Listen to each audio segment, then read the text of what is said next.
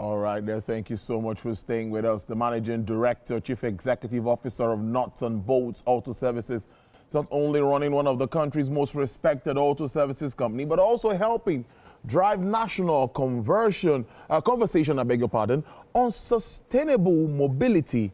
This is really key at this time.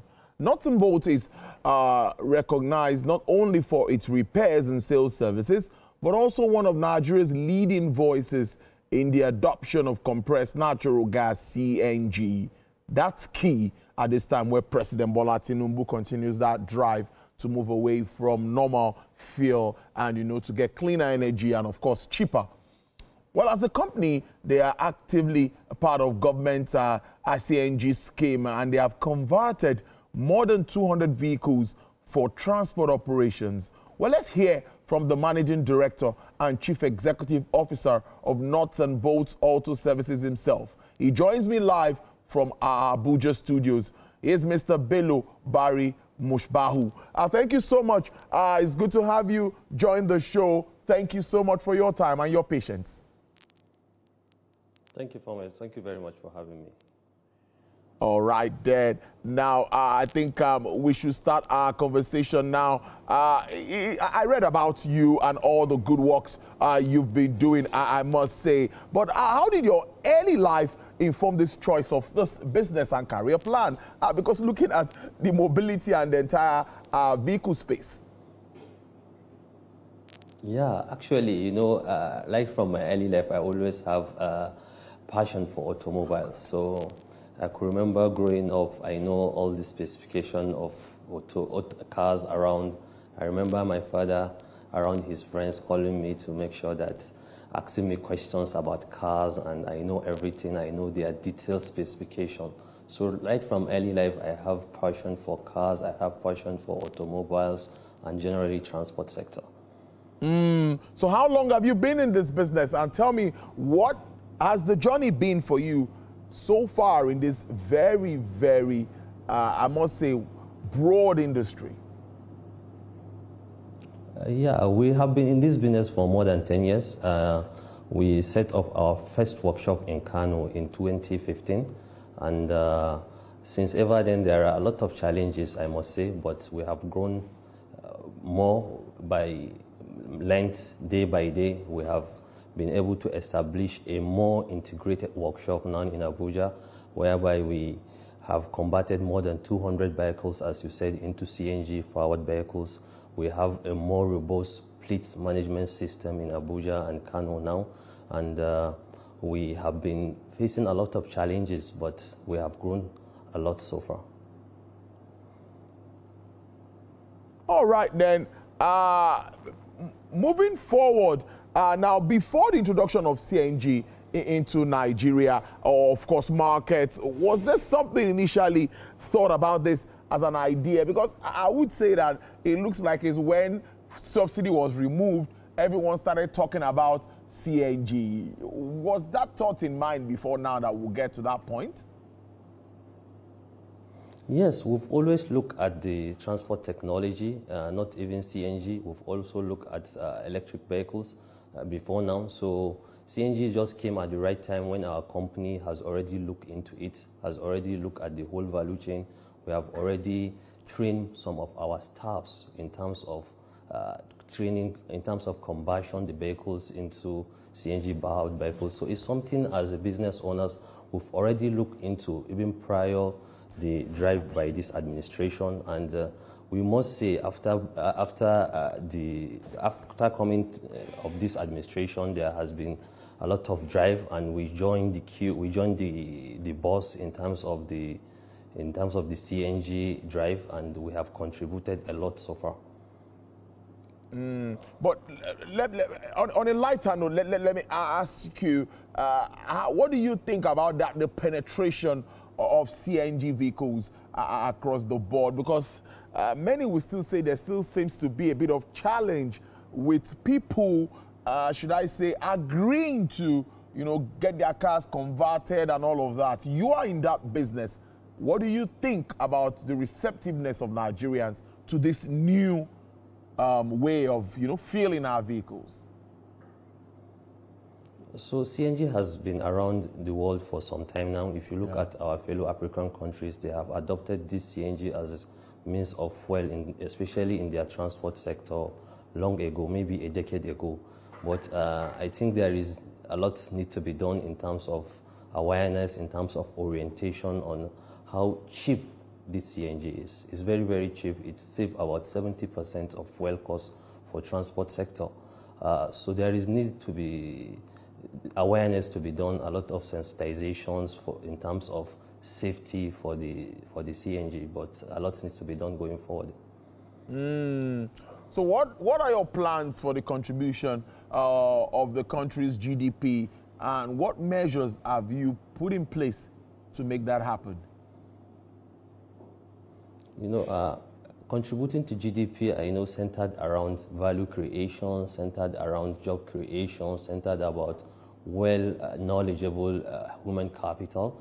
So I believe we have put ourselves in a position whereby we have already contributed a lot in terms of that by mentorship programs, training programs, especially for younger Nigerians.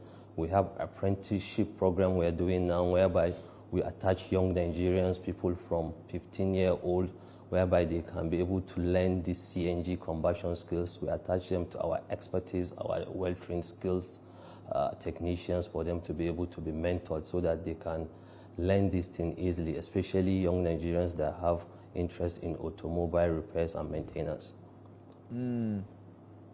Again, you are in this industry, and I'm going to ask you again that what do you think, let's assume today 50% of Nigerians agree to use CNG-powered vehicles or electric vehicles. Do you think we have enough technicians to service these vehicles? There is a lot of gap needs to be bridged in terms of the CNG skills because there are a lot of vehicles needed to be converted. We have not yet started talking about converting our trucks. We are only converting our normal vehicles, normal conventional four-wheel vehicles. We have not yet started talking about converting our generator sets to be CNG-powered sets. So there is a lot of gaps in terms of skills in CNG, but we have developed a lot of curriculums, simpler curriculums in our company to be able to bridge that gap. For example, we have a very simple course that is called CNG Awareness Course. This course is tailored for people that handles cars, people that inspect cars. For example, our officers on the road safety, they need CNG Awareness Course for them to be able to know how to handle vehicles, how to inspect those vehicles. You know, so these are things that we are putting in place to make sure that this gap is bridged. Still sounding very interesting, but how do you now choose to incorporate the younger generation in the smooth running of a business such as yours? So even before now, we have this program in our company whereby we accept young Nigerians from universities coming for their attachment, coming for their industrial service, and students that could finish their secondary school, aiming to go to secondary school using their free time.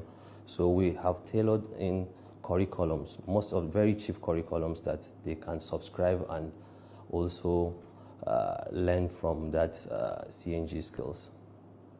And how well is this going? How well has it been running? We have trained over 50 young Nigerians now in terms of CNG skills, and we are coming up with a more robust training in Kano. Being Kano now is the next destination of CNG combustion in Nigeria. So we are coming up with a more robust training in Kano that will bridge that gap, because Kano is populated a lot in terms of people, in terms of their transport sector is only keke napep. So we have tailored out a training specifically for combustion of tricycles to CNG powered. So I think it's been going well, but there is more need to be done. For me, I still think that we need to have more CNG stations, because even in Lagos here, where I reside, you see queues for at CNG stations while people just drive in to buy regular PMS. Well, while I don't mind if you react to that, what do you also think about this Go ahead. I think you're talking about the refueling. You are talking about the refueling network. I think the refueling network is at this stage is very, very small. It's not broad. I think there is need to be done, a lot to be done, especially from government providing a very favorable environment for investors to come in and invest in this sector, especially in the logistics aspect, in moving the CNG from one point to another, in also making sure that the regulations is there for them to be able to thrive in the industry. So I think government needs to come in and make sure that the environment, the business environment, the business space is very, very conducive for people to invest in CNG, so that this gap will be bridged for refueling networks. Now, almost finally, before I let you go, we talk about the Nigeria First policy, and many say that that is really a good one for Nigeria. I know that we assemble vehicles in Nigeria. A lot of assembling is going on. But MD, you agree with me that some of these vehicles are not cheap.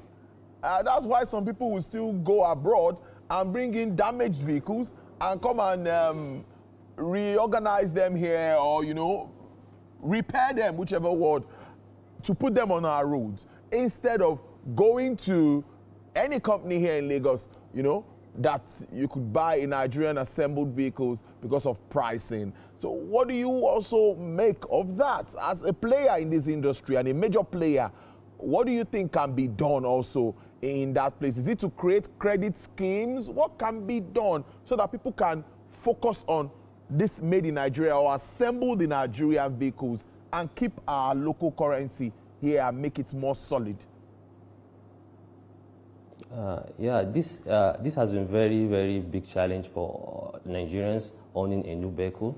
You see most vehicles on the road are used vehicles from other countries. We bring them in, refurbish them, and put them back on the road. So I think the major challenge here is access to funding.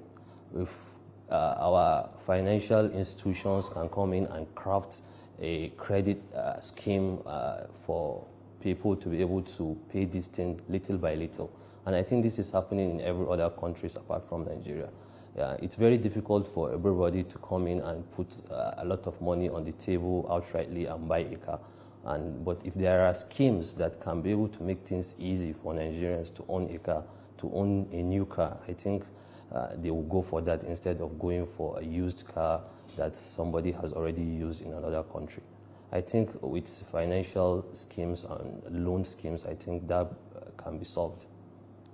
Okay, now, where do you see your, let me say, your firm in the next 5 years, considering that shift? Because I think it's your time when you look at all of these benefits for the vehicle industry, because I think it's one of the very important areas where President Bola Tinubu is focused on his renewed hope agenda, which is, of course, making transportation affordable and all of that for Nigerians. I see us in the next 5 years to become a leading transport technology hub, whereby I foresee us becoming one of the pioneers when it comes to electric shared mobility, whereby it's happening in every other countries. People doesn't need to own a car or a scooter. They can just share it among themselves, which save them money and makes things easier. So I see us also pioneering electric vehicles technology, whereby we can be able to establish robust charging points and also establish a transport network. So I see us becoming a leading transport technology company in Nigeria in the next 5 years.